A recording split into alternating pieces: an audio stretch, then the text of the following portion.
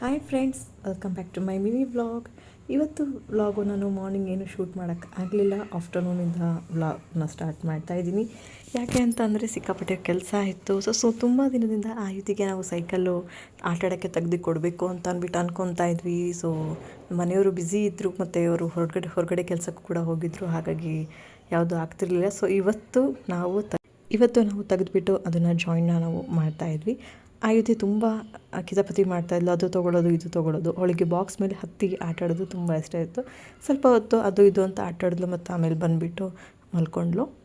ಆಯುಧಿಗೆ ಇದೇ first vehicle ಅವಳು ಆಟಾಡೋಕ್ಕೆ use ಮಾಡ್ತಾ ಇರೋದು. ಅವಳಿಗೆ ವಾಕರೆಲ್ಲ ಏನೂ ಕೊಡಿಸಿರಲಿಲ್ಲ ನಾವು. ಸೊ ಮೇಡಮ್ ಅವ್ರು ಮಲ್ಕೊಂಡಿದ್ರು. ಅಷ್ಟೊತ್ತಲ್ಲಿ ನಮ್ಮ ಮನೆಯವರು ಹೆಡ್ಲೈಟ್ ಎಲ್ಲ ಫಿಟ್ ಮಾಡಿದ್ರು. ನೋಡ್ತಾಯಿದ್ರು ನಾನು ವೀಡಿಯೋ ಮಾಡ್ತಿರೋದನ್ನು. ಸೊ ಫೈನಲಿ ಸೈಕಲ್ ಫಿಟ್ ಮಾಡಿ ಇಟ್ಟಿದ ತಕ್ಷಣ ನಮ್ಮ ಮೇಡಮ್ ಎದ್ದೊಳದೆ ನಾನು ಕಾಯ್ತಾ ಇದ್ದೆ. ಸೊ ಆಯುಧಿನೂ ಕೂಡ ಎದ್ದುಬಿಟ್ರು.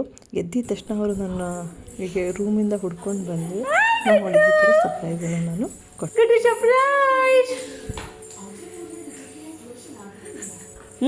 ಸ್ಲೋಲಿ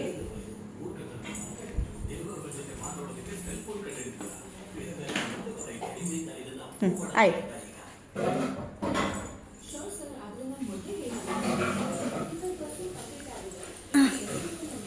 साइकिल को पूजा नहीं करेंगे बेटा? हाँ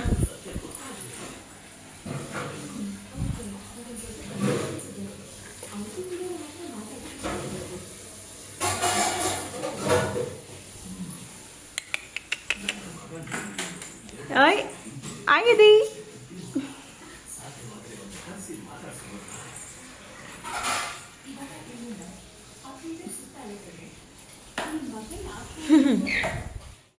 ನಮ್ಮ ಮನೆಯವರು ಕೂಡ ಮನೆಯಲ್ಲಿ ಒಂದೆರಡು ರೌಂಡು ಆಯುಧಿಗೆ ಓಡಿಸಿದ್ರು. ನಿಜವಾಗ್ಲೂ ಅವಳ ಮುಖದಲ್ಲಿ ಈ ಖುಷಿ ನೋಡೋಕ್ಕೆ ನಿಜವಾಗ್ಲೂ ಭಾರಿ ಖುಷಿ ಆಗ್ತಾಯಿತ್ತು.